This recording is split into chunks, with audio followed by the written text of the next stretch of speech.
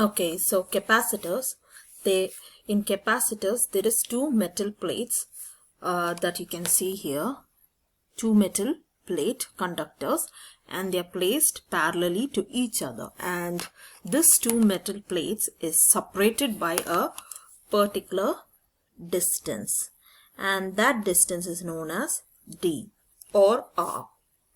And then this metal plate is separated by an insulating material.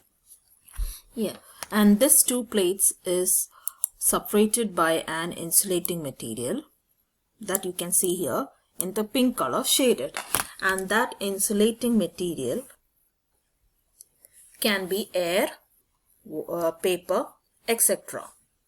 So this insulating material is sandwiched between two metal plate conductors, and this is known as a dielectric material.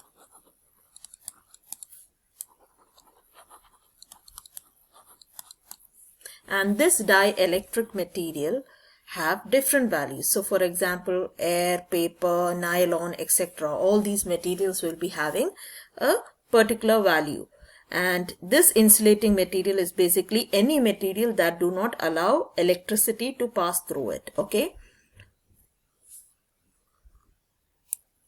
So some of the equations that you need to be familiar with capacitors are C is equal to Q times V, and then we know that Q is equal to I divided by T, which is current divided by time, and then the other one is C is equal to K times epsilon 0 times area divided by D. So like I said, D is the distance between two metal plate conductors, and K is actually the dielectric constant. So K is the dielectric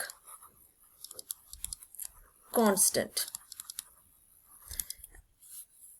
and A is the area of the two metal plate conductors. So area of the parallelly placed metal conductors, capacitor plates.